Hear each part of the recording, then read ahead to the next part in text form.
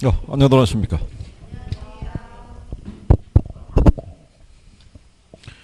자, 뭐, 한 주 잘 보내셨을 테고, 지난주에 배웠던 것도 한번, 뭐, 읽어는 보셨나요? 어, 표정이 뭐, 공부는 1월 달부터라고, 그런 표정 같군요.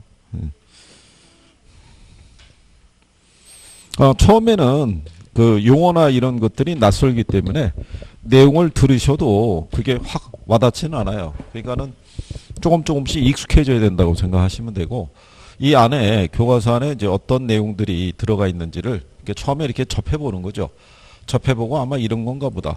들을 때는 뭐 조금 뭐 알 것도 같은데 이 학원만 빠져나가면은 또 뭐 다 생경한 뭐 그런 게 되고요. 그리고 일주일 뒤에 만나면 이 교실은 신선함이 가득한 교실로, 그래서 출발하는 거니까 편하게 생각하시면 돼요. 예. 오늘은 131페이지 가시면 주택시장이라고 있어요. 그죠? 예. 주택시장에 대해서. 네, 131페이지요.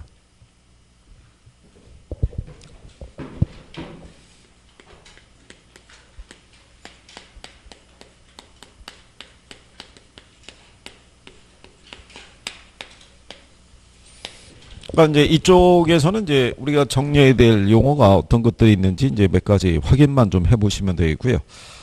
주택시장의 개념이라고 나와 있는데요. 주택은 기본적으로 토지를 바탕으로 해서 얘네가 들어서기 때문에 쉽게 이동할 수 없는 그런 재화이다라고 보시면 되고요. 또 일반 상품에 비해서는 가격이 어때요? 상대적으로 좀 비싼 편이다라고 이렇게 보시면 되죠. 예, 그래서 주택이라는 자체는 우리 인간이 생활을 할 때 의식주에 관련된 거를 얘기하죠.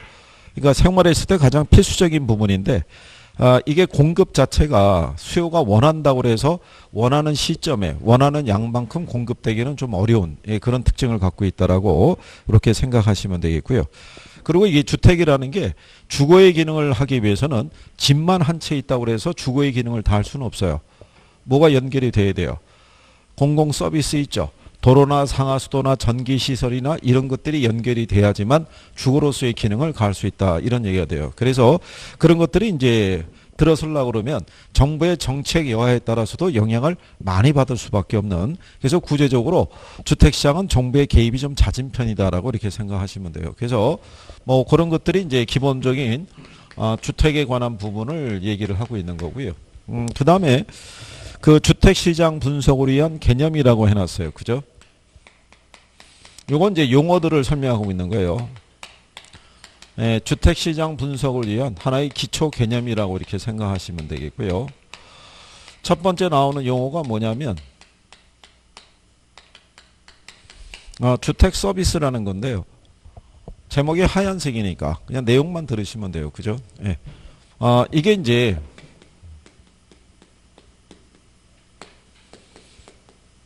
물리적 측면에서 보면요. 단독주택이 있고요.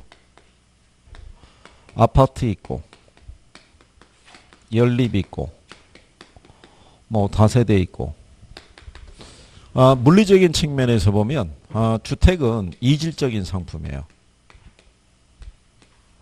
다 틀리잖아요. 규모도 틀리고 그죠? 예, 안에 구조도 틀리고 다 틀린 상품이에요. 근데 문제는 얘네들이 이질적인 상품이라고 가정하게 되면요. 시장을 분석하기가 좀 힘들어져요. 시장에서 과연 필요로 하고 있는 주택의 양이 얼마가 되는지를 파악을 해야 되는데 다 틀릴 거 아니에요. 그죠? 아파트도 규모에 따라 다 틀릴 것이고 전월세 또 필요로 하는 사람들이 있을 거고 이게 다 다르기 때문에 시장 분석이 어려워져요. 그런데 얘네들이 전부 다 주택이잖아요. 그죠? 그러면 얘네들이 공통적으로 제공하는 서비스가 뭐가 있겠어요? 얘네가 여러분들이 댁에 돌아가시게 되면 휴식을 취할 수 있고요. 또 가족과 함께 지낼 수 있고요. 외부 환경으로부터 여러분과 여러분 가족을 보호해주는 역할을 하는 거는 규모가 틀리고 구조가 틀려도 이거는 똑같다라는 거예요. 그죠? 왜? 그러면 얘를 분석을 할 때 이렇게 물리적인 측면에서 접근하지 않고요. 얘들은 규모나 이런 건 다 틀려도 동일한 이런 서비스를 제공하는 상품이라는 점에서는 동질적인 상품이라고 취급할 수 있다는 거예요. 그래서 이 상품을 동질화시키기 위해서 만들어낸 단위가 뭐다? 그게 주택 서비스라는 거예요. 그래서 이 주택 서비스라는 거는 주택이 제공하는 하나의 효용이라고 보시면 돼요. 그 효용이라는 거는 이런 것들을 제공하고 있더라. 그러면 똑같은 상품이라고 가정하게 되면 시장 분석이 용이해지거든요. 예, 그래서 만들어낸 단위다. 예, 이렇게만 이제 생각하시면 되겠고. 자, 그 다음에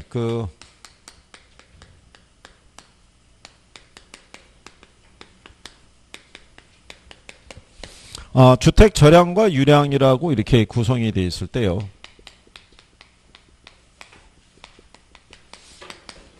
주택 절량이라고 얘기하는 건요.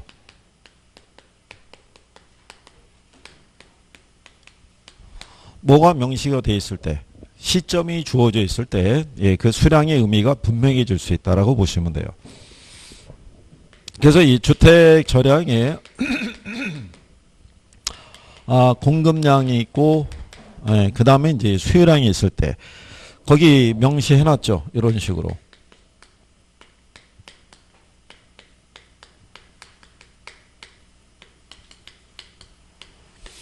주택 절량의 공급량이라는 건요.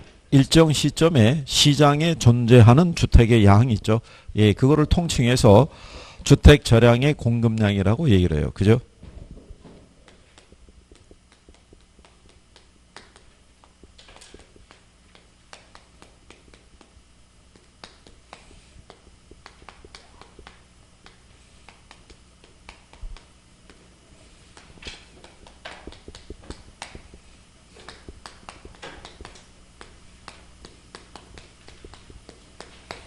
만약에 현재 서울시의 주택이 1200만 채가 존재를 해요. 근데 이 중에 30만 채가 공가로 존재하고 있다는 거죠. 예. 그러면 여기서 주택 절량의 공급량이 있죠. 예. 공급량은 얼마가 되겠어요? 알려주잖아요. 어? 얘를 빼고 1200만 채. 여기 보면은 일정 시점에 시장이 뭐 한다고 있어요? 존재하는 거. 현재 서울시 주택이 몇 채가 존재한다고? 1200만 채가. 그러니까 이게 절량의 공급량이라고 얘기하는 거예요. 그죠? 그럼 현재 이 중에서 30만 채가 공가라는 거는 현재 사람들이 보유하고 있는 거는 몇 채 정도 되겠어요? 1170만 채 되겠죠. 그게 절량의 수요량이라는 거예요. 일정 시점에 사람들이 보유하고 있는 양이 있죠. 예. 그래서 이 절량에 대한 거를 명시하려고 그러면 뭐가 항상 표시가 돼야 돼요? 예, 시점이라는 것이 표시가 돼야 돼요. 아주 오래전에 여러분 시험에 기간하고 시점을 바꿔서 한번 나온 적이 있어요. 이렇게. 예, 그래서 그런 내용이고요. 자, 그 131페이지 이제 하단에 절량의 공급량하고 수요량에 대한 것을 예시를 해드렸고요. 132페이지 가시면 위에서 한 네 번째 줄에 보면은 이번에는 유량에 대한 것들이 나와 있어요. 그죠?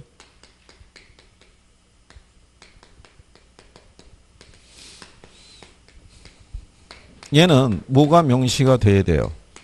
예, 기간이 명시가 돼야 돼요. 그러면 이 총량은 우리가 이 시점을 기준으로 파악할 수 있는데 이 1200만 채 중에서 작년 한 해 동안 공급된 양이 있죠.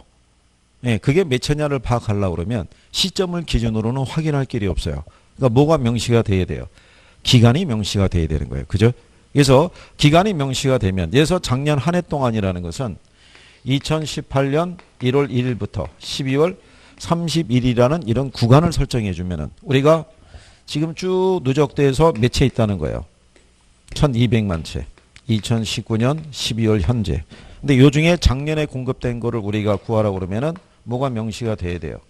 2018년 1월 1일부터 12월 31일. 요 사이에 공급된 것들이 만약에 20만 채였다. 그죠? 그러면 2017년에도 공급된 양이 있었겠죠.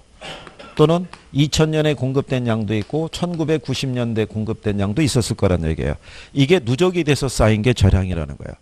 그래서 유량이 쌓여서 뭐가 되는 것이다? 절량이 되는 것이라고 이렇게 생각하시면 돼요. 그래서 그러면 절량이 있고 유량이 있으면 어느 게 중개사 쪽에서는 좀 더 중요하냐면 절량이 좀 더 중요한 거예요.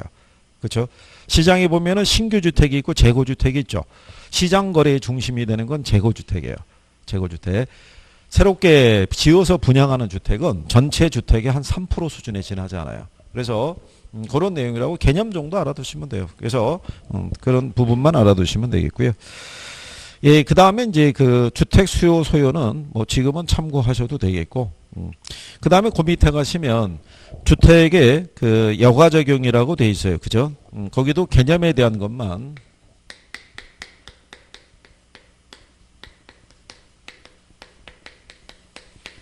이게 여가 작용이라고 돼 있는데요. 이게 순환되는 과정이라고 생각하시면 돼요. 그죠? 이게 올해 시험에도 여러분들에게 나온 거예요. 올바른 거를 고르라고 그랬을 때 답을 거기 보면 계율하고 나와 있죠. 132페이지 맨 마지막 줄에 주택의 질적 변화와 가구의 이동의 관계를 살피는 주택시장 경제 이론으로 주택의 소득 계층에 따라 상하로 이동하는 현상이 있죠. 예, 요거를 답으로 유도한 거예요. 지문으로 주고 올바른 거 고르라고 그런 다음에 여기 이제 주택의 이제 여가 작용이라는 것을 보면요. 상향 여가라는 게 있고요. 하향 여가라는 게 있어요. 상향 여가는 하위 계층이 사용하던 주택 있죠. 이게 상위 계층의 사용으로 전환되는 것을 얘기를 하고요. 하향 여가라는 거는 상위 계층이 사용하던 주택 있죠. 이게 하위 계층의 사용으로 전환되는 것을 우리가 하향 여가라고 그래요. 근데 하위 계층이 살던 주택이 상위 계층의 사용으로 그냥 넘어갈 수는 없잖아요. 그죠? 그러니까 대부분 뭐를 거쳐요? 재개발이라든가 재건축을 거쳐서 넘어가는 거고요. 상위 계층이 살던 주택이 하위 계층의 사용으로 전환이 될 때는 이 사람들이 이주에서 발생하는 공가 있죠. 비어있는 집. 그 집을 인수하고 들어가는 거예요. 그러니까 여가 과정에서는 뭐가 중요한 역할을 차지하겠어요? 공가라는 거. 공가가 발생하지 않으면 이 순환 과정이라는 것이 발생하기가 어렵다는 얘기예요. 그럼 예를 들어서 이런 거예요. 만약에 고급 주택이 있고요. 중급 주택이 있고 저급 주택이 있다라고 가정할 때 여기서의 가정은요. 정부는 일정 수준 이하의 주택은 신축을 금지시키는 거예요. 그래서 이 조건 안에서는 일정 수준 이상의 주택을 고가주택이라고 그러고요. 일정 수준 이하의 주택을 저가주택이라고 그래요. 근데 고가냐 저가냐를 구분하는 기준이 있죠. 기준은 뭐를 두고 구분할 것 같으세요? 고가주택과 저가주택을 구분하는 기준. 우리나라 고가주택에 대한 기준을 뭐 9억 원 이런 거 얘기하면은 여가가 발생할 수가 없어요. 그렇잖아요. 9억 원이 가격을 기준으로 했을 테니까 여기서는 면적 기준인 거예요. 그러니까 미국 애들은 13평 이상이면 고가고요. 미만이면 저가로 보는 거예요. 그러니까 우리나라하고 보는 기준이 틀리다는 얘기예요. 여러분들이 아시는 우리나라에도 8평이나 11평짜리 주택이 공급되던 시절이 있던 거 아시죠? 네? 잠실 시형 아파트가 예전에 공급될 때 8평, 11평으로 공급했던 적이 있어요. 근데 8평 주택은 그 기름 보일러를 설치해 줬고요. 11평짜리 보일러는 연탄 보일러 설치해 줬어요. 그때 당시에. 이유가 뭐냐면 8평짜리 아파트를 연탄 보일러를 쓰게 해주면은 8평 공간에는 연탄 쌓아둘 공간이 없는 거예요. 그래가지고 8평은 기름 보일러 설치해주고 11평은 연탄 보일러 설치해준 거예요. 홍콩의 아파트를 모델로 해서 도입을 했다라고 이렇게 보시면 되겠고요. 그래서 고가고 저가가 있는데 저가는 뭐가 금지가 되어 있냐면 신축이 금지되어 있어요. 그러면 소득이 낮은 계층이 있죠. 이 사람들이 주택을 소비할 수 있는 방법은 뭐겠어요? 기존에 자기보다 소득이 높았던 사람들이 거주하던 집이 비어져서 공가가 발생해서 그 집을 들어가는 것밖에는 방법이 없는 거예요. 근데 여기 고급 주택은요. 요 주택에서 제공되는 효용이 있죠. 서비스. 요게 30이고요. 얘가 20이고요. 얘가 10 정도의 효용이 있어요. 근데 요 효용은 1년 단위로 일씩 줄어드는 거예요. 일씩. 그러면 몇 년이 경과하면 10년이 경과하게 되면 얘는 20으로 떨어질 거 아니에요. 그럼 얘는 얼마로? 10으로. 그럼 얘는 제로가 될 거 아니에요. 얘가 재개발되는 거예요. 얘가 재개발이 돼서 다시 효용이 얼마가 되는 30이 되는 고가주택이 새로 조성이 되죠. 그러면 여기서 살던 사람이 일로 이주하는 거예요. 그러면 이 사람들은 요로 이주할 것이고 이 사람들은 이리로 이주한다는 거예요. 무슨 말인지 아시겠죠? 이렇게 되면은 로테이션식으로 계속 순환될 수 있어요, 없어요? 이 과정이 되풀이 된다는 거예요. 그게 여가라고 생각하시면 돼요. 그래서 상향 여가가 있고 뭐가 있다? 하향 여과. 그래서 여러분 올해 시험에도 나왔지만 공과의 발생은 여과를 구성하는 중요한 요소 중에 하나가 되는 거예요. 근데 이게 올해 시험만 나온 게 아니라 그 이전에도 출제했던 지문인 거예요. 이게 그 기초적인 내용 정도. 그래서 그 상향 여과하고 하향 여과라는 게 어떤 것이다. 뭐 이런 정도로만 인식하시면 돼요. 그죠? 용어상에서 거기 하향 여과 과정에 단기 균형하고 뒤에 가면은 장기 균형 뭐 이런 것 있죠. 예, 그건 지금 참고하셔도 돼요. 요즘 여러분 시험에서 이 단기하고 장기에 대한 변화는 잘 안 물어봐요. 안 물어본 지가 꽤 오래됐어요. 그래서 이게 학개론 기본서 상에는 포함이 돼 있는데, 근데 이게 왜냐하면 이거를 설명을 이해하시려고 그러면 그래프가 떠야 돼요. 단기와 장기에 대한. 그죠? 예, 그게 그 부분에 대한 이해가 조금 힘들어들 하셔가지고, 그리고 또 1분 안에 풀어야 돼요. 단기, 장기 생각하려고 그러면 시간 많이 걸린다고 보시면 돼요. 뒤로 넘어가시면요. 134페이지에 중간에 박스 밑에 가면 주택 여과 현상의 효과라고 해놨죠. 이 주택의 여과가 이제 상대적으로 원활하게 작동을 하게 되면요. 시장에 저가주택이 있죠. 예, 저가주택의 공급이 늘어나는 효과를 가져오게 돼 있어요. 그렇죠? 왜냐하면 저가주택은 신축이 금지되어 있잖아요. 그렇죠? 그러면 얘네는 원해도 공급이 안 되는데 만약에 새롭게 주택이 뭐가 돼요? 공급이 돼서 이렇게 순차적으로 여과가 진행이 되면 저가주택의 공급이 어쨌든 간에 늘어나는 효과를 가져올 수 있는 거예요. 그죠? 네, 그래서 그거를 얘기하고 있다. 뭐 이렇게 보시면 되겠고요. 그 다음에 나오는 용어가요. 주거분리하고 여과과정이라고 나와 있어요. 그죠?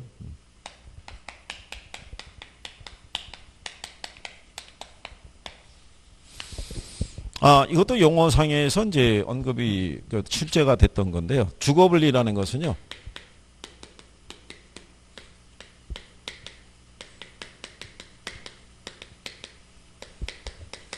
도시화 또는 산업화 등의 영향에 따라 고소득층의 주거지역하고요. 저소득층의 주거지역이 이렇게 분리되는 것을 우리가 여과라고 주거분리라고 얘기를 하는 거예요. 주거분리. 근데 여기서 요 주거분리라는 것은요. 도시 전체적인 차원에서도 발생할 수 있고요. 근린 지역에서도 발생을 해요.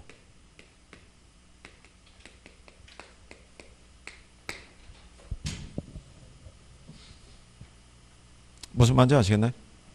도시 전체적인 차원에서도 발생할 수 있고요. 어디에서도. 근린 지역에서도 발생할 수 있다. 뭐 이렇게 얘기하는 거죠. 가령 예를 들어서 어느 일정한 도시가 있잖아요.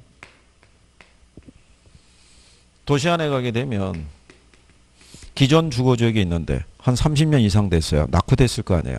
근데 여기 거주하던 사람들이 소득이 좀 높아지고 새로운 주거 환경을 좀 필요로 하고 있을 때 이쪽에 지은 지 오래된 예를 들어서 낙후된 뭐 판자촌이나 뭐 이런 게 있을 거 아니에요.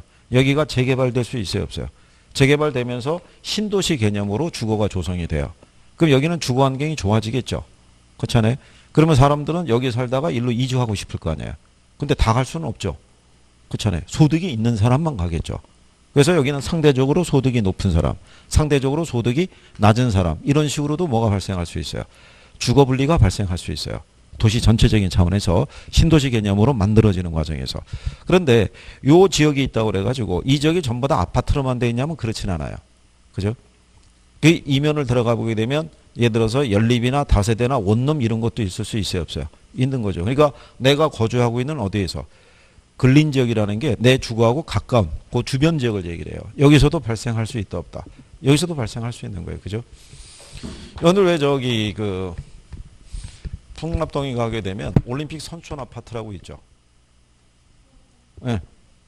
올림픽 선촌 아파트가 예전에 88 올림픽 있죠. 그걸 우리가 개최했을 때 그게 선수촌으로 썼던 거예요. 그래서 올림픽이 끝나고 난 다음에 이거 일반 분양한 거예요. 근데 원래 이 지역이 단독 다세대 밀집 지역이었어요.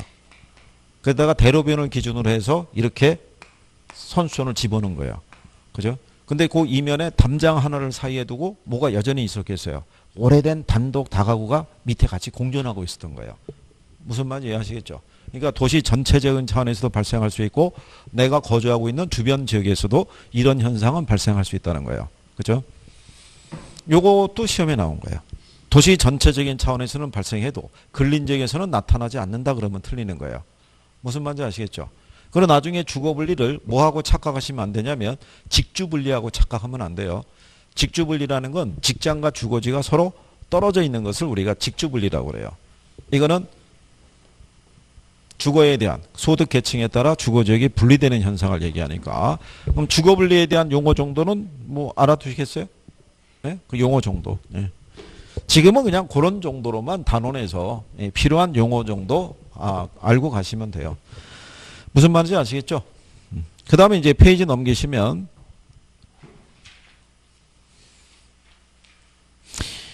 거기 136페이지 상단의 박스에 보시면 젠트리피케이션이라고 있죠.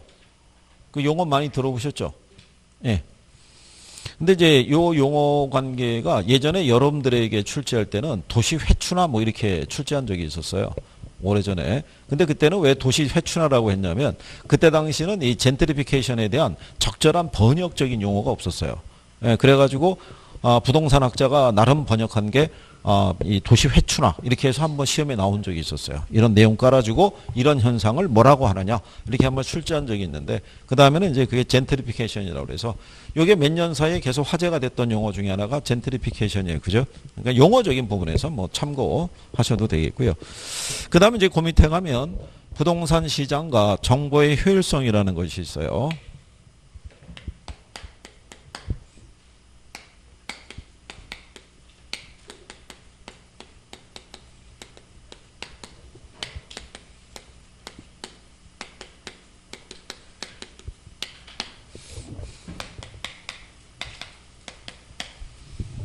자, 여기서 이제 여러분들이 알아야 될 내용은 이제 어떤 것들이 있냐면요.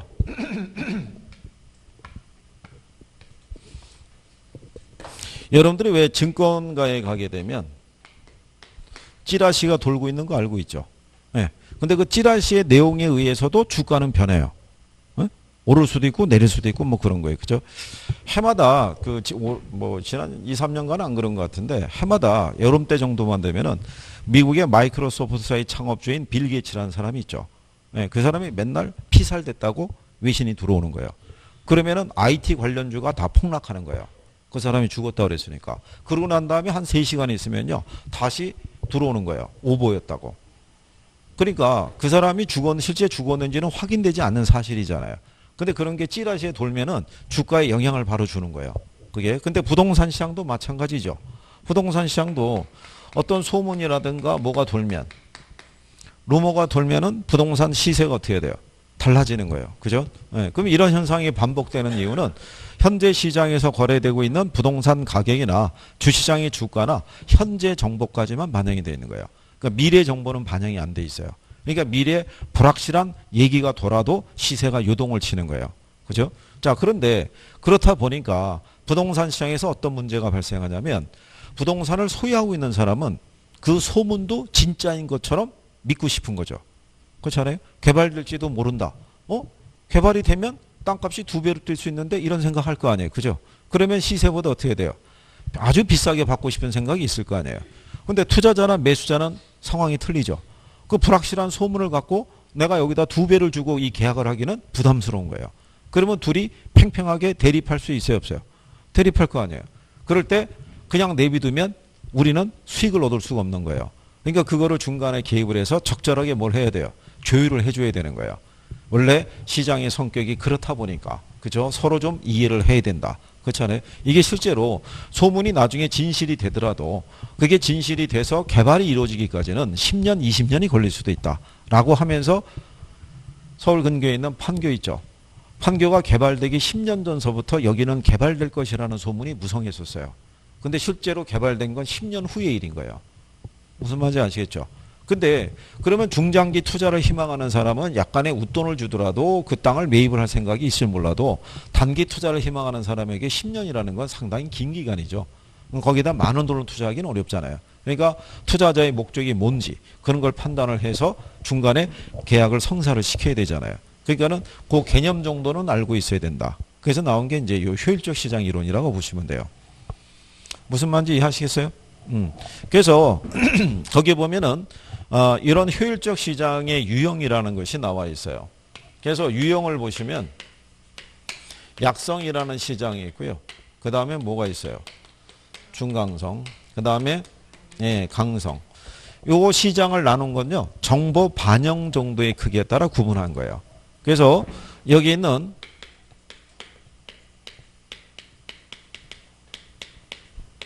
약성 시장은요. 현재 시장 가치가 과거 정보만 반영되어 있는 게 약성. 중강성은 어디까지의 정보가? 현재 정보까지 반영되어 있는 게 중강성. 그 다음에 강성이라는 거는 모든 정보가 다 반영되어 있는 시장이 뭐?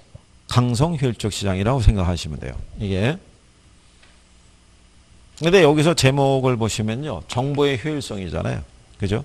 요 시장 안에서는 투자를 통해서 초과이익은 얻을 수 있어요. 근데 초과이익은 얻을 수 있는데 그 초과이익은 뭐를 통해서 나오냐면 정보를 매개로 나오는 거예요. 정보를. 얘는 모든 정보가 다 반영되어 있다고 그랬죠. 그러니까 얘는 정보를 매개로 초과이익을 얻을 수가 없어요. 근데 얘는 현재 정보까지 반영되어 있다고 그러죠. 그럼 뭐가 반영이 안 돼 있어요? 그렇죠. 미래 정보를 입수할 수 있으면 초과이익을. 얘는 과거의 정보밖에 없죠. 그러니까 얘는 현재나 미래 정보를 입수할 수 있으면 무슨 이윤을? 초과이익을 얻을 수 있다. 이런 얘기가 되는 거예요. 그래서 얘네는 정보 반영 정도에 따라 과거, 현재 모든 과거, 현재, 미래를 다 포함하고 있는 시장으로 나눠져요.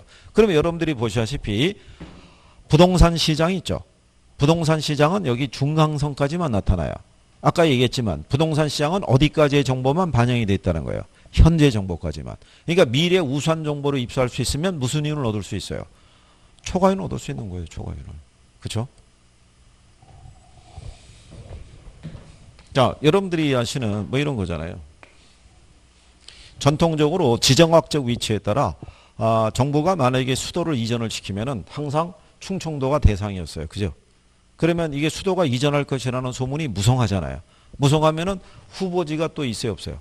후보지가 있다고요. 예전에 70년대부터 조사해 놓은 후보지가 존재하는 거예요. 9개 후보지 중에서 지금 3개 쓰고 있고 나머지 후보지가 있는 거예요. 그러면 후보지 중에 어디라는 것을 정확하게 알 수 있다 그러면 막대한 이윤을 얻을 수 있어요, 없어요? 이윤을 얻을 수 있는 거죠. 부동산 시장이 그렇다는 거예요. 그래서 미래의 정보가 상당히 어떤 큰 역할을 한다. 그래서 예전에 왜 지금 정권 말고 전전 정권인가 그쪽에서 대통령 왜 인수위원회 이런 거 생기잖아요. 선거 끝나고 나면 인수위원회 쪽에 이 건설 이쪽에 관련된 쪽에 들어갔던 사람이 한 사람이 있었는데 그 사람이 이제 부동산 뭐에서 컨설턴트 아마 이런 것도 하나 봐요. 그 사람하고 전화 상담하는데 30분에 50만 원 이런 식으로 대면하면은 그거보다 훨씬 비싸고. 네. 그 이제 그렇게 문제가 돼서 그 사람이 중간에 인수위원회에서 사퇴한 거예요. 근데 사퇴했더라도 그 사람은 소기의 목적을 달성한 거죠. 간판에 이력이 붙은 거 아니에요. 이 부동산 시장을 보면은 제 숨은 고수 이런 사람들이 있어요, 없어요? 있는 거예요, 그거는. 근데 그건 그 사람들 얘기를만 듣고 나중에 여러분들이 투자하려고 그러면 발품 많이 팔아야 돼요. 많이 돌아봐야 돼요, 많이. 그죠? 지주도 만나보고, 그죠? 네, 그래야지만 돈이 될 수가 있죠. 자, 그래서 여기서는 복잡한 거 지금 생각하지 마시고 취지가 이렇다는 얘기예요. 아까 얘기한 대로. 그래서 약성과 중강성과 뭐가 있다? 강성이 있을 때 부동산 시장은 어디까지가? 중강성까지. 왜? 여기까지밖에는 정보가 반영이 안 돼 있으니까. 그러면 그런 것들을 내가 이해를 하게 되면 얘들을 기본적인 거를 외울 필요가 없어요. 내가 구별을 할 수 있으니까. 그래서 여러분 시험에 어떻게 나오냐면 중강성 시장은 모든 정보가 반영돼 있는 시장이다. 그럼 틀리겠죠. 그렇잖아요. 그리고 또 어떻게 해주냐면 부동산 시장은 대부분 강성 효율적 시장이며 그럼 틀릴 거 아니에요. 네, 그렇게 간단하게도 줘요. 그러니까 기초적인 거를 먼저 그렇게 해서 정리하시면 돼요. 그러니까 이번에 우리가 인문 이렇게 해서 돌아갈 때는요. 전체적인 구성이 뭘로 돼 있다는 거를 이렇게 알아두는 게 필요해요. 중간중간에 지금 뭐 계산하는 거나 이런 거는 정리를 안 해드리니까 그렇게 생각하시면 되겠고. 그래서 139페이지 가면은 그 계산하는 것도 있죠. 그거 나중에 배우시면은 간단한 거예요. 중개사분들이 전통적으로 가장 쉽게 생각하는 게 이건데, 근데 이제 출제자들이 어떨 때는 약간 변형을 줘요. 기간이 1년 후가 아니라 2년 후로 준다든가 약간의 변형도 줘요. 나중에 해보면 무리 없이 정리할 수 있으실 거예요. 자, 그 다음에 이제 뒤로 가셔서,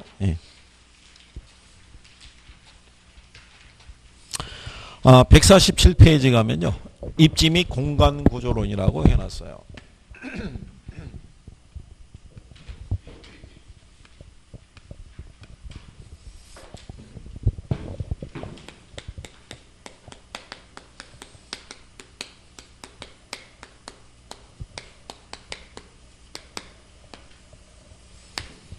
입지 및 공간 구조론에 들어오면요. 시험 목차가 지대론이라는 게 있고요. 도시 공간 구조 이론이라는 게 있고요. 그 다음에 입지론. 이렇게 세 개 파트로 나눠지고요. 매년 시험에 인용이 되는데 근래 패턴이 조금 바뀐 게 뭐냐면 여기 입지론이 있죠. 예, 입지론을 가게 되면 농업 입지론이 있고 공업 입지론이 있고 그 다음에 상업 입지론이 있어요. 근데 이 상업 입지론 안에는 상권에 관한 이론이 있는데 여기가 이론도 낼 수 있고 계산도 낼 수 있어요. 근데 예를 들어서 한 20회에서부터 8회까지는 얘네가 거의 계산으로만 나왔어요. 계산으로. 근데 계산으로 냈다가 더 이상 이제 계산적인 사고로는 한계에 봉착을 하다 보니까 얘네가 29회하고 30회 있죠. 예, 이론으로 낸 거예요. 이론으로. 계산이 안 나오고 2년 연속. 29회 때 나왔던 이론은 간결하게 줬어요. 1번 지문으로 답을 쉽게 찾을 수 있게끔 유도해 줬는데 올해 여러분 시험에 냈던 거는 여러분들이 한번 접하지 않았으면은 이게 누구지? 뭐 이런 사람들의 그러니까 레쉬라든가 넬슨 같은 사람들은 드물게 등장한 사람들이에요. 원래 등장을 안 하는 사람들인데 그래서 거기까지도 이제 표현을 해준 거죠. 근데 그거는 제목을 한 번만 들었어도 쉽게 아니 생각해 보세요. 나중에 여기 그 공업 입지론 가면은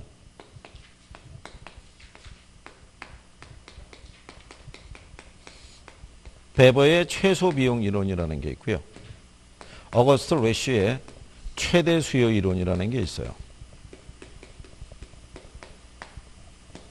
그럼 제목이 설명하잖아요. 공장이 어디에 입지하냐 이런 얘기예요. 근데 여기는 제목이 뭐예요? 최소 비용이라는 건 뭐냐면 기업이 얻을 수 있는 이윤이 있죠. 이윤은 총 수입에서 총 비용을 공제하고 남는 게 이윤이 되잖아요. 근데 만약에 뭐가 일정하면 수입이 일정하면 기업의 입장에서 이윤을 더 많이 올리려고 그러면 비용을 줄일 수 있는 곳이 최적의 공장 입지가 된다는 거예요. 그러니까 생산비가 가장 최소가 되는 곳에 공장이 입지된다는 게 그게 최소 비용 이론이에요. 근데 여기는 뭐예요? 최대 수요잖아요. 그 여기는 무슨 얘기냐면 이런 거예요. 비용이 일정해요. 비용이 일정하면 수입이 최대가 되려면 어떻게 되겠어요? 수입이 커지려고 그러면 요게 상품의 판매 수량이에요. 그죠? 이 판매 수량이 제일 많은 곳에 입지해야지만 이윤이 제일 커진다는 거예요. 그러니까 제목이 뭐가 제일 많은 거, 수요가 제일 많은 거, 거기에 공장이 입지해야 된다 이런 얘기가 되는 거예요. 그러니까 뭐가 기본적으로 설명해줘요. 제목이 설명하는 거예요. 제목이. 예, 여기는 그 이상의 것은 크게 잘 안 물어봐요. 간단하게. 근데 레쉬는 이게 공업입지론의 대표적인 게 베버의 이론인데 올해 같은 게 레쉬의 논리도 등장한 거예요. 수요 원취형 뭐 이래가지고. 근데 요건이 그냥 간단한 거예요. 용어 정도만 알고 넘어가면 되는 거고요. 네, 그래서 올해 등장을 했기 때문에 또 뭐 구성할 일은 별로 없어요. 그래서 어쨌든 간에 용어만 조금 알아두시면 무난하게 대처할 수 있다라는 거. 근데 요 중에서 이제 전통적으로 보면은 학생분들이 공부할 때 일단 싫어하는 것 중에 하나가 이거예요. 지대론. 여기를 왜 또 은근히 싫어하냐면 여기 학자들이 등장해요. 학자들이. 외국계 학자들이. 내가 좋아하는 영화 배우나 가수 같으면은 금방 내가 외울 수 있는데 이게 생판 듣도 못한 사람들이잖아요. 그죠? 그러니까는 용어가 조금 낯설어서 그런 거예요. 조금 지나면 괜찮아져요. 그죠? 자, 그래서 이제 우리는 입지 및 공간 구조론에서요. 제일 먼저 얘부터 해보는 거예요. 뭐? 지대론. 얘가 어쨌든 간에 이 세 개 파트 중에서는 제일 출제 빈도가 높은 거예요. 지난 10년 사이에 안 나온 적이 거의 없어요. 지대론에 대해서는. 예. 그래서 이제 제일 먼저 나오는 게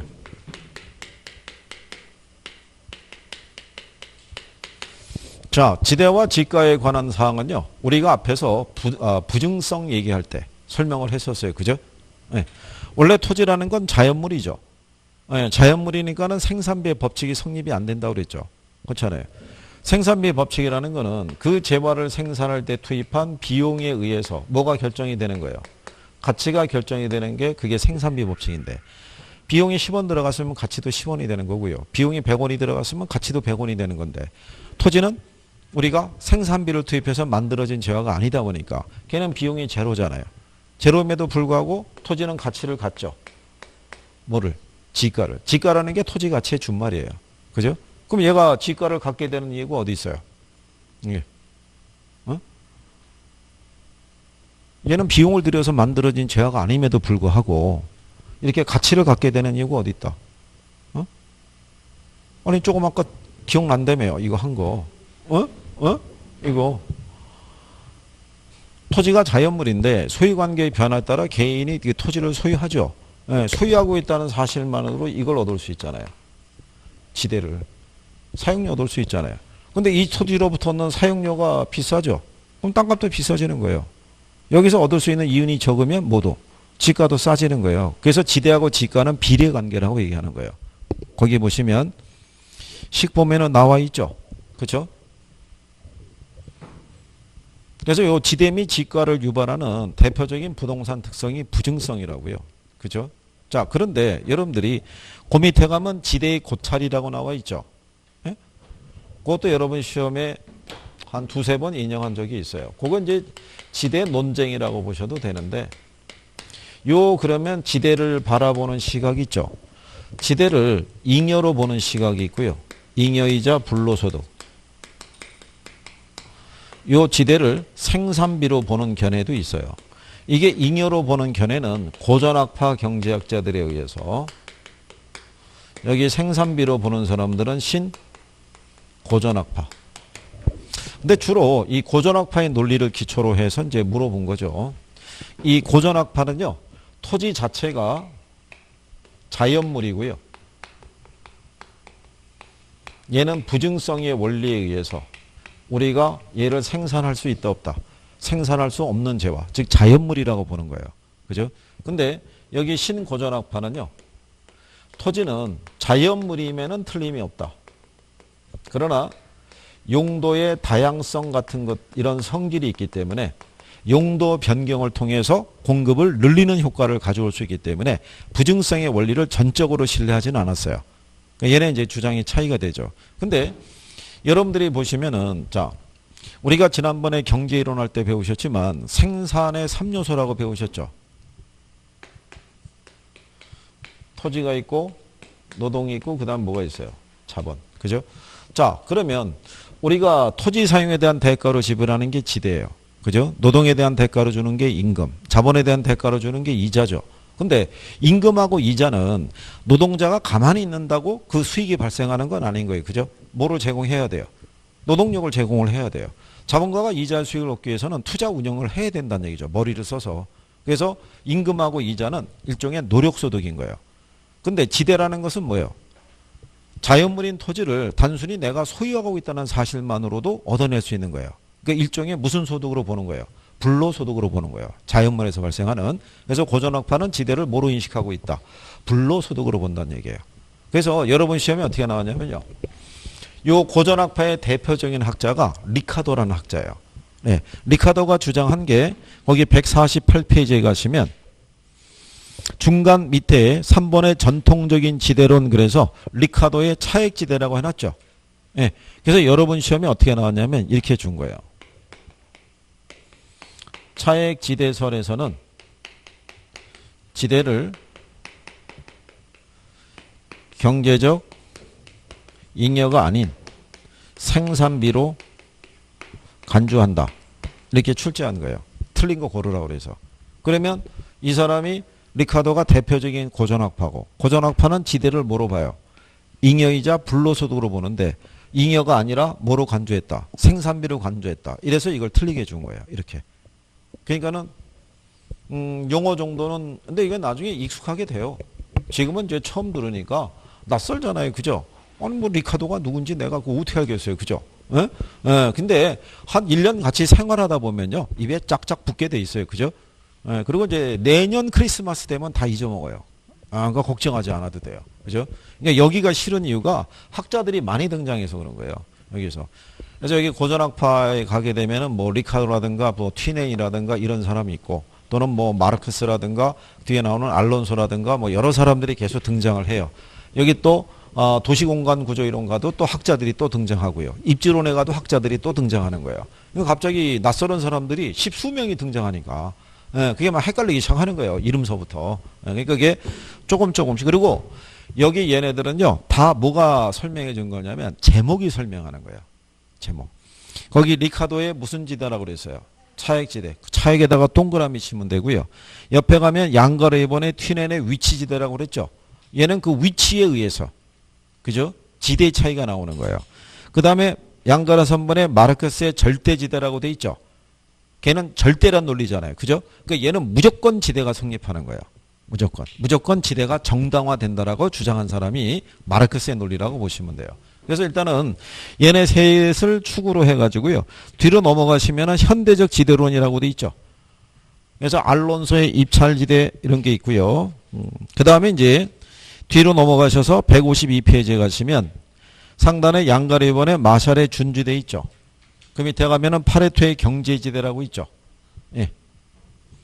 이런 것까지 정리가 돼야 돼요. 근데 한 가지 그 내용을 보시면 마지막에 했던 파레토의 경제지대 있죠. 예, 이게 시험상에서는 잘 안 나왔던 거예요. 안 나왔던 건데 근래 올해하고 작년에 파레토의 경제지대 논리가 등장을 하기 시작하는 거예요. 이게 출제자가 바뀐 거죠. 그건 왜 그러냐면 우리나라 경제학자들 중에서 보게 되면 여기 고전학파가 있고 신고전학파가 있죠. 고전학파의 원리를 신봉하고 있는 사람이 출제를 들어가면 파레토의 경제지대는 안 내요. 그 양반 입장에서는. 근데 이쪽의 논리를 만약에 인식하는 사람이 있다면 걔도 낼 수 있다고요. 그러니까 출제원들이 바뀐다고 생각하시면 돼요. 그러니까 추구하는 바가 조금씩 틀리니까. 근데 이거를 한 번에 여러분들이 하면 어려우니까 이제 이런 정도만 얘기해 드리는 거예요. 이런 정도가 있다. 근데 1월달 다음 달 되면 또 해야 하네요. 다음 달 되면 하는 거예요. 다음 달 되면은 여기서 분량이 늘어나는 거예요. 그래서 눈치를 봐서 여기까지는 설명이 가능하겠구나. 그럼 거기까지 설명을 잘 해보는 거예요. 그죠? 그리고 그날의 컨디션에 따라서 한번 조금 더 나가보는 거죠. 근데 표정이 어두워지면 선생님이 후퇴하는 거죠. 그럼 다음 달에 하죠. 그렇게 넘어가는 거죠. 조금씩 늘려간다고 생각하시면 돼요. 잘 될 수 있을 거예요. 그죠? 네. 그 다음에 이제 뒤로 넘어가셔가지고요. 어디 잠깐 보시면 155페이지 가면 도시 내부 구조 이론이라고 있죠.